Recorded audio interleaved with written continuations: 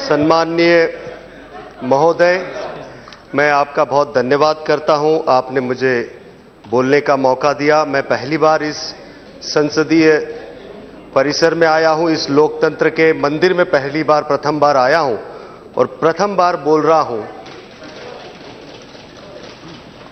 मैं गौरवान्वित महसूस करता हूं कि ये जो सम्मान पहली बार यहां पर खड़े होकर बोलने का मिल रहा है, इसका पूरा के पूरा श्रेय यदि किसी को जाता है तो मेरे संसदीय क्षेत्र के पूर्वी दिल्ली के जितने वोटर्स हैं उन सबको जाता है, जिन्होंने हमारे भीतर भरोसा रखा। आज उनके सपनों को पूरा करने के लिए हम यहां पर हैं, तो उनके लिए बहुत बहुत उनको धन्यवाद देता हूं। मैं अध्यक्ष महोदय उसी बच्चे की तरह अनुभव कर रहा हूं जो मां के गर्भ से पहली बार इस सृष्टि को देखता है और प्रथम बार बोलता है। बिल्कुल वैसा ही अनुभव है। चुनावी प्रक्रिया के गर्भ से जन्म लेकर के संसदीय सदस्य के रूप में आज प्रथम बार यहां पर बोल रहा हूं। बिल्कुल उसी बच्चे की तरह अनुभव है। तो हो सकता है मेरे शब्दों में कहीं कोई आगे पीछे हो तो मुझे माफ कर दिया जाए। मैं पूर्वी दिल्ली संसदीय क्षेत्र के जो पीड़ा है, अधूरे सपने हैं, जो उनके मौलिक अधिकार है, उसकी मांग रखने के लिए आया हूं अध्यक्ष महोदय। और इस क्षेत्र को मैं एक आदर्श क्षेत्र बनाना चाहता हूं। इस क्षेत्र को, पूर्वी दिल्ली क्षेत्र को अपूर्व दिल्ली बनाना चाहता हूं, जिसके अधिकारों के लिए यहां पर मैं खड़ा हूं। महोदय, आज मैं इस दिल्ली बजट के ऊपर बोलने वाला हूं। उस दिल्ली बजट तक पहुंचने के लिए थोड़ी सी भूमिका मुझे बनानी होगी। वो ये कि विश्व के इतिहास में, यदि विश्व के इतिहास में सदियों पहले हम भारत को देखते हैं तो विश्व गुरु की भूमिका निभाता था। और वो अध्यात्म से लेकर अंतरिक्ष तक ज्ञान या विज्ञान विश्व भर में कुछ भी हो, उसमें केंद्रीय भूमिका निभाता था। चाहे वो शासन हो, शिक्षा हो, व्यापार हो या अर्थतंत्र हो, हर क्षेत्र में हम निपुण हुआ करते थे, क्योंकि इस राष्ट्र की नीतियां इन विषयों को बल प्रदान करती थी। ये वो नीतियां थी जो इस राष्ट्र को विश्व गुरु के पद पर पहुंचाई। और ये राष्ट्र यदि अर्थतंत्र में मजबूत था, सोने की चिड़िया कहा जाता था, वो इस राष्ट्र की नीतियों के तहत कहा जाता था, क्योंकि उसे बल प्रदान करती थी। और ये आज विश्व की कक्षा में यदि पीछे रह जाता है ये देश, तो वो नीतियों के तहत ही रहता है। अध्यक्ष महोदय, ये देश अच्छे दिनों की ओर उसी दिन चल पड़ा था जब इस देश के सर्वसम्माननीय प्रधानमंत्री नरेंद्र मोदी जी ने इस लोकतंत्र के मंदिर पर अपना माथा नमा दिया था। क्योंकि एक राष्ट्र पुरुष जब माथा नमाकर राष्ट्र पूजा का संकल्प लेता है तो वह अपने राष्ट्र के भविष्य को सुनिश्चित करता है कि उसे किस दिशा में लेकर के जाना है, अच्छे दिनों की ओर लेकर के जाना है। मैं अभिनंदन करता हूं माननीय प्रधानमंत्री जी का। और जब भी अपने युवावस्था से अभी तक के काल में जब मैं लोकसभा टीवी देखता था, राज्यसभा टीवी देखता था, तो कुछ स्पीकर थे जो बोलते थे, आकर्षण का केंद्र हुआ करते थे।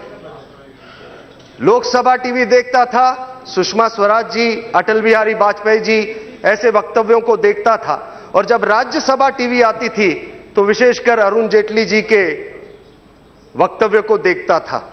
कई बार ऐसा मौका देखा मैंने कुशलता से अपने वक्तव्य से उन्होंने किस तरह से अपने बातों को रखा। आज उसी बजट पर मुझे बोलने का मौका मिला है, उनके समर्थन में अपने लिए बहुत सौभाग्य की बात मानता हूं। अध्यक्ष महोदय, इस दिल्ली की भारत में एक अलग पहचान भी है। यह दिल्ली अपना श्वास भरना चाहती है, यह दिल्ली अपनी उड़ान भरना चाहती है। और इस उड़ान को यदि पंख देने का काम किसी ने किया है तो हमारे माननीय वित्त मंत्री श्री अरुण जेटली जी ने किया है। कई वर्षों से कुंठित सपनों को पूरा करना चाहती है यह दिल्ली। और इन सपनों को पूरा करने के लिए जो उन्होंने बजट पेश किया, उसकी सीधी सीधी निंदा नहीं हुई, पर बार बार केवल इतना ही कहा गया। अगर इलेक्ट्रॉनिक मीडिया में देखे, प्रिंट मीडिया में देखे या विपक्षी दलों का सूर देखे तो यही था कि यह चुनावी बजट है, चुनावी बजट है, चुनावी बजट है। अभी अभी मेरे पूर्व वक्ताओं ने कई सारी बातें रखी और रमेश विदुड़ी जी ने कहा कि हमने तो अपने मैनिफेस्टो में जो कहा था वो हमने किया है।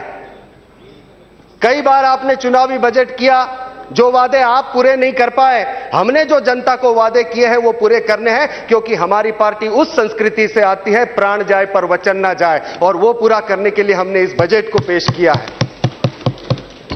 सबका साथ सबका विकास, इस बजट में यह भावना भी झलकती है। जैसे हमारे प्रधानमंत्री जी ने कहा था, गरीबों के लिए, वंचितों के लिए, पीड़ितों के लिए, महिलाओं की सुरक्षा के लिए, युवाओं के लिए, व्यापार और रोजगार के लिए, सबको बढ़ावा देने वाला यह बजट है। इसके मुख्य बिंदु पर मैं जाता हूं तो यमुना, जो इस देश की राष्ट्रीय धरोहर है, इस यमुना के ऊपर कई पैसे खर्चे हुए। मैंने स्वयं एक आंदोलन चलाया था, मेरी दिल्ली मेरी यमुना, और कितना इसमें भ्रष्टाचार हुआ है, अखबारों में भी कई बार इसके बारे में आया है। सुप्रीम कोर्ट ने यहां तक कह दिया ये तो डर्टी ड्रेन है। मान्यवर जी, कई बजट इसके लिए, कई बजट में प्रावधान किया गया, पर यमुना वैसी की वैसी है। आज हमारे प्रधानमंत्री जी ने गंगा और यमुना के लिए एक अलग मंत्रालय खड़ा किया, क्योंकि इस संस्कृति का वो सम्मान करती है। हमारी संस्कार, उसे पता है राष्ट्रीय संपत्ति और राष्ट्र धरोहर होती क्या है। वॉर मेमोरियल के लिए यहां पर बजट में प्रावधान रखा गया, क्योंकि आज अगर हम यहां पर खड़े हैं, यह देश अगर स्वतंत्र श्वास भर रहा है तो हमारे शहीदों की वजह से, उनके सम्मान में यहां पर वो वॉर मेमोरियल भी बनाया जाएगा। यहां पर यह देश माता पिताओं के सम्मान और संस्कारों से पलता है, और वो संस्कार और सम्मान तभी दिया जाता है जब हम उनके लिए कुछ करते हैं। वृद्धों की पेंशन, जो उनके जीवन का अधिकार और आधार है, वो बंद करवा दी गई थी, जिसको हमारी इस गवर्नमेंट में, इस बजट में उस वृद्धों की पेंशन को फिर से शुरुआत की गई। ये एक अभूतपूर्व कदम उठाया गया।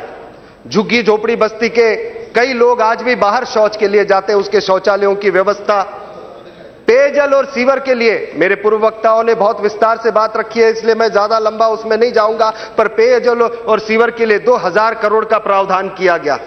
अभी अभी हमारे भाई प्रवेश जी ने कहा था, एक आशा किरण की जो संस्था की बात कही, जिसमें 350 बच्चे हम रख सकते हैं जो मानसिक रूप से असंतुलित कह सकते हैं हम उनको, जिसमें 900 बच्चे हैं। पिछली सरकारों को मानसिक केंद्र जहां पर ये ठीक हो सकते हैं, ऐसे मानसिक अस्पतालों को खोलना था, उनको बढ़ाने के बजाय इन सरकारों की नीतियों ने मानसिक रोगी बहुत बढ़ा दिए। मैं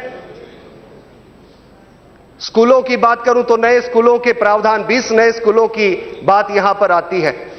यहां पर हमारे मित्र कह रहे थे कि आप 20 स्कूल खोल रहे हैं, शिक्षा के क्षेत्र में क्या कर रहे हैं? इतने सालों में एक कॉलेज तक नहीं खुला इस दिल्ली के अंदर।